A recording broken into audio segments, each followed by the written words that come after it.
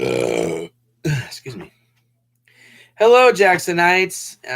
Welcome to the second installment of the Godzilla anime trilogy.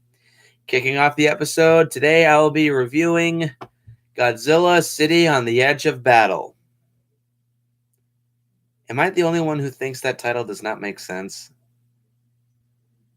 Shouldn't it be called Godzilla Battle on the Edge of the City? Whatever.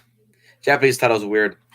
So yes, indeed, we are indeed tackling the second installment of the anime trilogy. I finished watching the film 2 days ago, and just coming straight off of seeing the first Godzilla anime film. There's some burning questions that must be answered. Is the film an improvement? Is it better than the first film, or is it worse than the first film? Do I like it more than the first film? The answer is, I'll answer it with this statement. It's yet another mixed bag. I'm not really going to talk much about my personal history with the film, as I've only seen the film once, and yes, I have painted fingernails. Deal with it.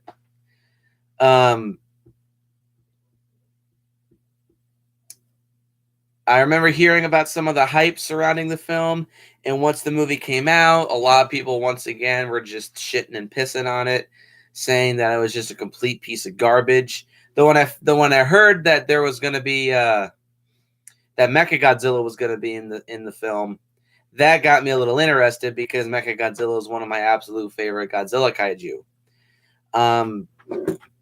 So I was a little interested, but I just avoided the film because the reception from the entire trilogy really scared me off. But I finally got around to seeing the film, and I wasn't disappointed, but I also wasn't blown away. I just kind of thought the film, once again, it was just okay. So with that being said, let's jump into the plot for City on the Edge of Battle. And by the way, this may be a bit of a shorter review, because I really just don't have that much to say about this film. Following the events of the previous movie, the Atrium is unable to contact Haruo and the rest of the survivors after their encounter with the original Godzilla. The captain orders the Atrium's withdraw if drones fail to find survivors within 48 hours. Haruo Sakaki is revealed rescued by a native girl named Miyana, who treats his wound with a strange powder. Haruo then reunites with some of his teammates while they are confronted, who they later learn to be Miyana's twin sister, Mayana, before being captured by the latter's hunting party. The group are then reunited with Martin Lazari, whose platoon have been healed by twins people who are known as the Hotua, surviving descendants of humans who remained on Earth and safeguard the egg of their fallen deity, quote unquote. This is, of course, highly implied to be Mothra. The group are telepathically questioned by the two twins and the Hotua leaders over why they burned their lands, letting them go once Haru explains they are only attacking Godzilla. Accompanied by Miyana and Mayana as their protective guides and observers, the twins revealing that they can also speak verbally, Haruo's platoon reunites with Metphies' group and other survivors during an encounter with the Servum. The only encounter with the Servum in this film, I think. During the fight, Galugu realizes that the twins' arrowheads are laced with a material called nanometal, the nanotechnology used to create Mecha Godzilla back in the 20th century. Galugu explains that the nanometal somehow survived and expanded itself over the past 20,000 years, and Haruo is convinced by Galugu to remain on Earth and resume the plan to kill Godzilla, sending a few crew members back to the Atrium like a bunch of bitches. The group traced the energy signature to the rebuilt facility that held Mecha Godzilla, which Galugu christens Mecha Godzilla City. The twins then part ways with the group while warning Haruo that the nanometal is poisonous, and the Saludo assuring the group that the technology is only harmful to Godzilla. The team soon finds that surviving half of Mecha Godzilla's head is the source of the nanometal, as Galugu accesses Mecha Godzilla's brain to construct all necessary materials to trap Godzilla within the city and cover it with nanometal to finish it off with EMP harpoons. Essentially, kind of a steroid-induced super version of the original trap to kill Godzilla Filius in the first film. While overseeing the construction, hang on. Her mech suit modified into one of 3 Vulture exo armors, Yuko confesses her feelings for Haruo and kisses him, completely out of nowhere. Feeling slightly ill since entering the city like some of the others, Haruo finds Metphys working in a cave to repair an item with some of Galugu's technology. And Metphys critically hints the Bilisuluto's motives of becoming monsters themselves due to their obsession with logic, confiding to Haruo the name of a greater terror than Godzilla that destroyed his own homeworld, Ghidorah. Oh boy. Godzilla reawakens, and most of the human members are horrified to learn that most of the Bilisuluto had willingly allowed themselves to be assimilated into Mecha Godzilla City to further fortify it. Godzilla's quick advance on the city forces Galugu to sacrifice the city's defenses in order to divert power to finish the EMP harpoons, while Haruo, Yuku, and Belube use the vultures to slow Godzilla down. And probably the best scene in the film. Though the trio managed to hold Godzilla for the plan to go underway, Godzilla survives the trap and proceeds to overheat the facility. This forces a defiant Galugu to fuse with the nanometal as the humans escape the city, and Galugu then has the vultures absorb their pilots to use as sacrificial spears to kill Godzilla. However, Haruo is unaffected by the nanometal, while Yuko is slowly being converted against her will, and Metphys warns a conflicted Haruo that Mecha Godzilla City will consume Earth if not stopped, and that its destruction could save Yuko. Galugu arguing that transcending their humanity is the only way to kill Godzilla, and Haruo ultimately decides to fight Godzilla with his humanity intact, the destruction of Galugu and the command center rendering the nanometal inert as Godzilla frees himself and destroys the city rather anticlimactically. Haruo tends to Yuko, who is unable to wake from her comatose state, while the surviving humans hide in a cave with Metphys as everything burns around them, thus ending the film. So, how about this plot? Honestly, this just feels like an extended episode, a super extended episode of a show. That's not really a good thing. Many people criticize this film for its slow pace. I couldn't agree more.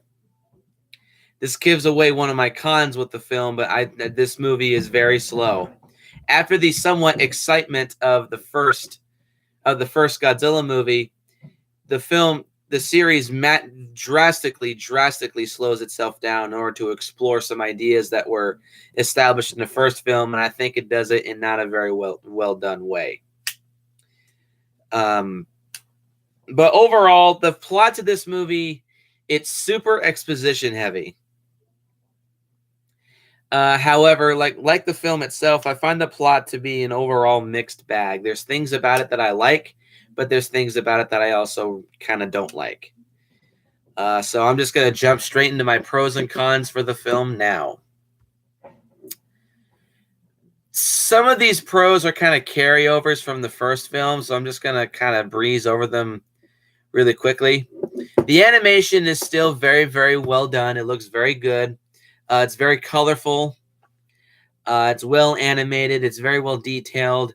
Overall, the animation still looks very, very stellar. The voice acting, pro number 2, is still once again very, very good. Again, I watched this dubbed. From what I could tell, the entire same voice cast from the first anime Godzilla movie returned to voice this movie. And once again, everybody does a really good job. Though I think the best voice actors in this film have to go to Galugu, Belube, and Haruo. Um, Even Haruo himself is kind of an improvement too. He still is kind of one note in his angsty teen anime bullshit persona, but it's toned down here somewhat, and it's not as repetitive or as annoying. But the voice acting is still good, and the animation is still very good. The final action scene in the movie with the three vultures taking on Godzilla as Godzilla advances Mecha Godzilla City. Actually, the entire third act in general, I find to be the best part of the movie. And my eyes were absolutely glued to the screen the entire time, except for a little moment towards the end, but I'll get to that when I get to the cons. But overall, the third act is definitely the best part of the movie. It's very, very enjoyable. It's very well animated. It's pretty action packed. Hearing Godzilla roar more than once is satisfying, especially when they're still using the Millennium Godzilla roar.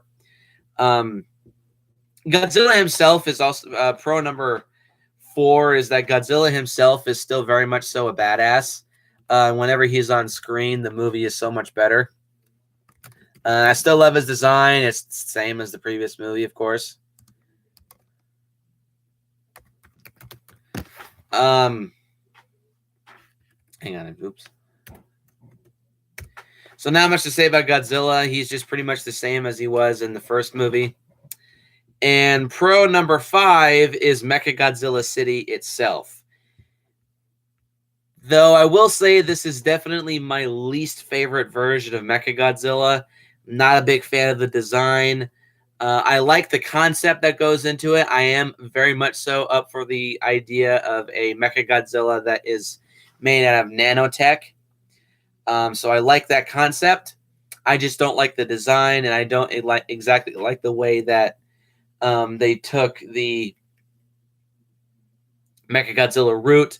And also, I think calling it Mecha Godzilla City is a little bit ridiculous, but still, Mecha Godzilla City itself is a really cool concept. An entire city, I'd say it's roughly about the size of maybe New York or something like that. One, it's a good home for the humans to stay at. And it's also a very genius idea. It's a city that is completely self-sustaining because nanometal is constantly replicating. It's kind of like a external giant version of the super soldier serum within Captain America's body.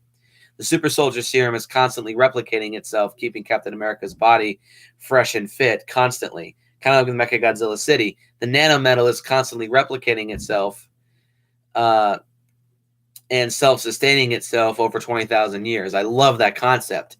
If only we had something like that nowadays. Actually, if we had something like that nowadays, the world would be so much better. I also like that it's also an autonomous self-defense system. It has tons of rail guns. It has plenty of anti-Godzilla and anti-monster, anti-invasion weaponry. And I think that is a really, really cool concept. And I'd love to see that implemented in potential further Godzilla anime stuff. Hell, if we ever get a sequel to this installment, maybe we could explore upon this more. Not likely, but still, whatever. So Mecha Godzilla City, I think, is a really cool concept. And nanometal itself, I think, is a really cool concept, too. So good on the creators for this. I just can't really say that I like this version of Mecha Godzilla. One, we don't even see its full body in the franchise at all. I didn't even know what the hell the thing looked like until I saw a photo of a toy of the original intended version of Mecha Godzilla for this film. And I thought, that looks ridiculous. But Mecha Godzilla City is certainly very interesting and it's very unique. It still is my least favorite version of Mecha Godzilla. It has replaced Kiryu for me. And that's really all the good stuff I have to say about this. The rest is all cons. See, I have 1, 2, 3. I have 7 cons for City on the Edge of Battle. Con number 1 is, as I said in the beginning, this movie is not paced very well. Many people have criticized this movie for its slow pacing. There are moments when it works, the beginning of the second act, when the survivors are looking for Mecha Godzilla City, and when they discover it, and they're revealing Mecha Godzilla City's abilities and what they can do and what they could do to possibly combat Godzilla. That's actually very stellar. The first act is also good, is also well done too, because it's a lot slower. We're a lot more.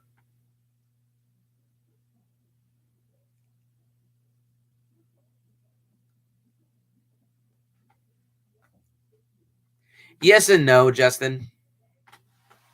Anyway, the first act is the aftermath of the first film. And it's all everybody else regrouping and adapting to their surroundings, and discovering that there is life on this earth aside from Godzilla and the Servum. That's all really good. I'd say around the 38-minute mark is when this movie really starts to get slow until the third act rolls around. So it's that middle section that is really the slowest and weakest part of the film, because it just goes on and on and on and on with exposition dump after exposition dump after exposition dump after exposition dump. And it gets very repetitive, and it gets very grating on the nerves. It is until finally, when the third act rolls around, the film picks up. But even then, the third act still has a couple of problems, which I'll address to in a couple of minutes. But this movie is not paced very well. I'm finding a lot of the latest Godzilla movies in the last few years to not be paced very well. Hopefully, King of the Monsters breaks all of these trends that have been in Godzilla movies for the last few years. Very much so. Very much so. Hope so.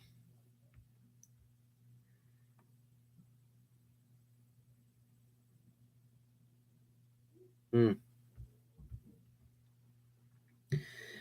Um, Con number 2 is the lack of Godzilla.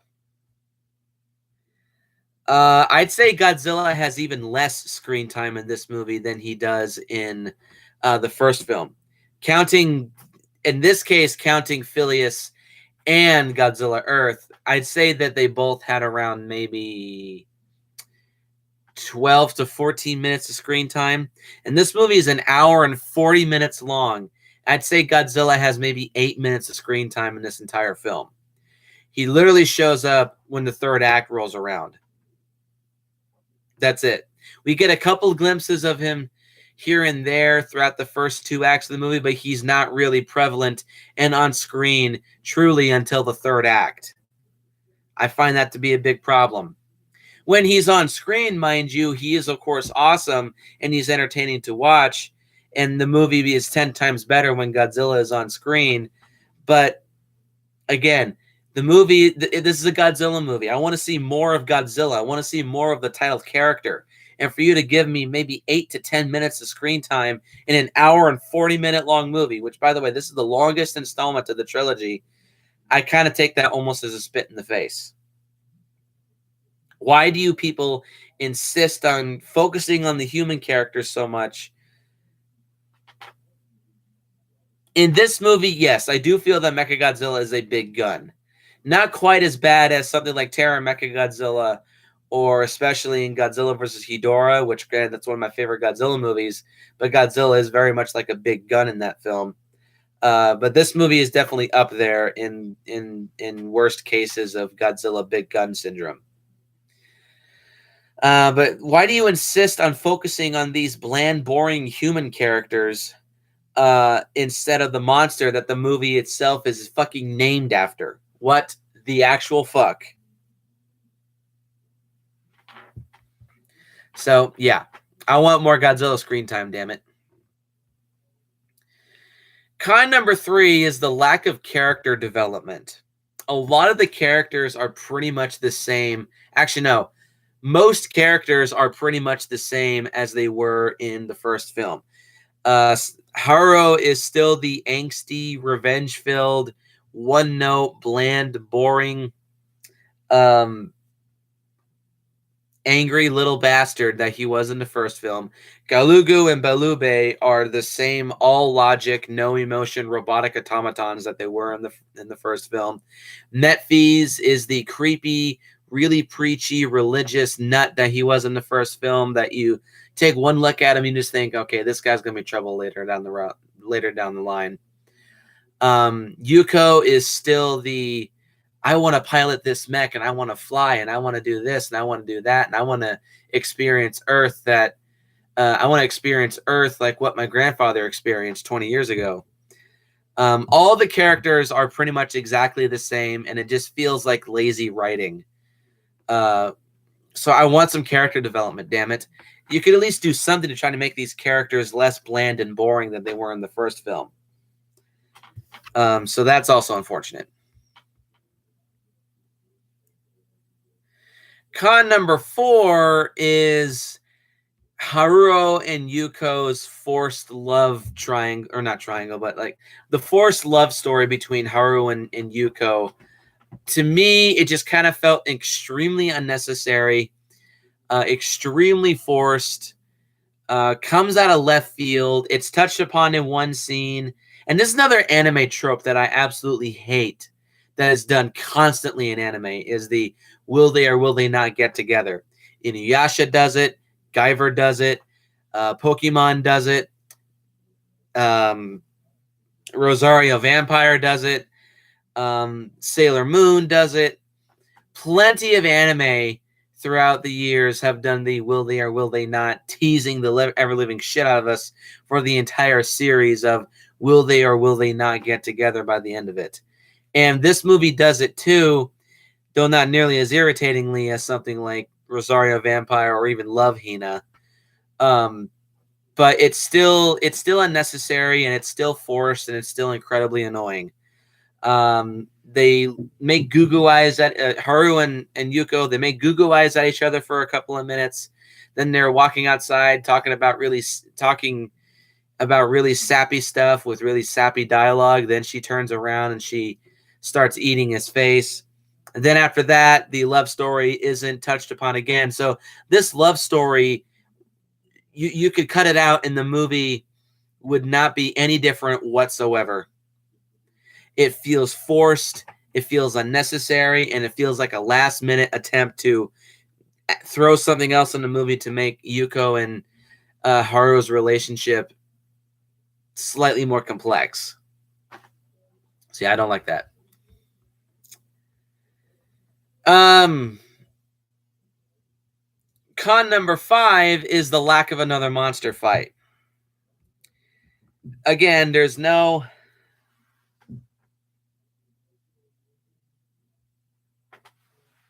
Fair enough.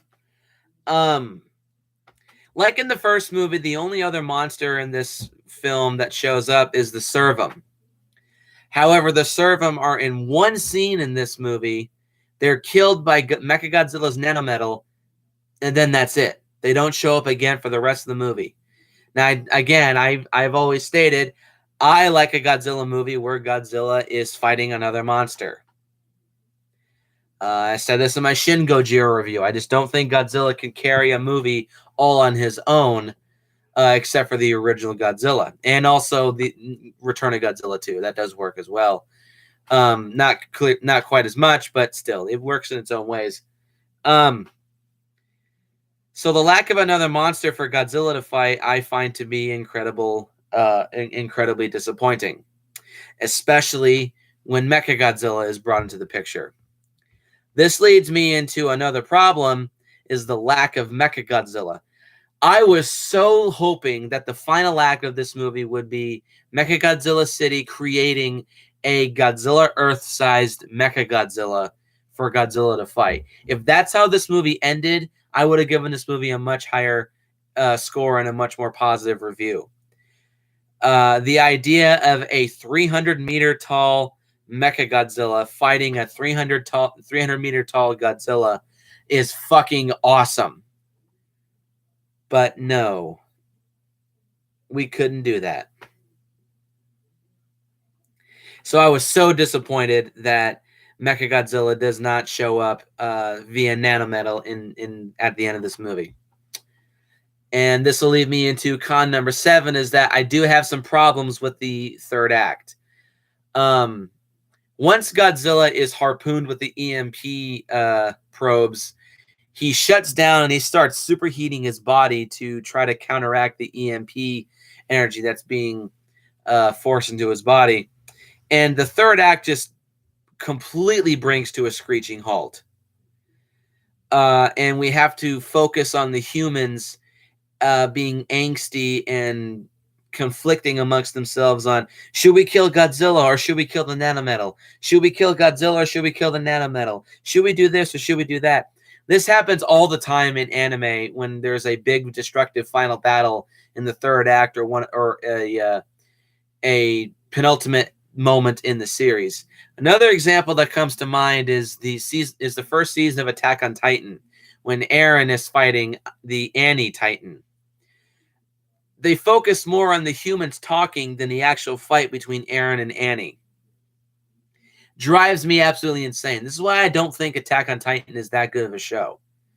And they do the same thing here. I want to focus on the humans fighting Godzilla. I don't want to focus on the humans fighting amongst the humans. What the fuck? Cut it out. Damn it. And also, the very end of it I find to be incredibly anticlimactic. Instead of having Godzilla fight a 300-meter sized Mecha Godzilla, Godzilla just frees himself from the nanometal, shuts down all the heat that he emits from his body, goes supernova, and destroys Mecha Godzilla City with just 2 blasts of his atomic breath. Really? You couldn't have at least given us an extended true Godzilla like rampage throughout a city? You just wanted to have him destroy it in 2 blasts of his atomic breath? What the fuck? Can you spell lazy and can you spell anticlimactic? So, guys, that's really all that I have to say about Godzilla sitting on the edge of battle. It's once again another mixed bag. In some ways, it is an improvement. Do you feel Godzilla is too overpowered in this film? No, not really. I like a super powerful Godzilla as long as you have an equally powerful monster for him to face off against. But anyway, is the movie better than its predecessor? In some ways, yes, and in some ways, no. Did I hate the movie? No. Did I love the movie? Not exactly. Which is why I will be giving Godzilla City on the Edge of Battle once again a 7 out of 10. It's not terrible. It's a good follow-up to the first film. There are things in the first film this movie expands upon and does better with, but it has a whole other plethora of problems that I think really bog this movie down and keep it from surpassing the first film. And I also apologize if this is a shorter review. I guess I just really did not have much to say about this movie, other than it's got potential, but it's also just got its own plethora of issues. And overall, it's just okay. It's a mixed bag, just like the first film. So that'll do it for this review. I hope you guys enjoyed. Post your comments down below. Let me know what you think. Hit the like button, hit the subscribe button, and share this video with your friends. Look forward to next time where we tackle the grand finale of the Godzilla anime trilogy when I talk about Godzilla the Planet Eater. And I'll see you guys in the next one. And as always, if you're going to make a movie about fucking Mecha Godzilla, make Mecha Godzilla awesome, damn it. Bye now.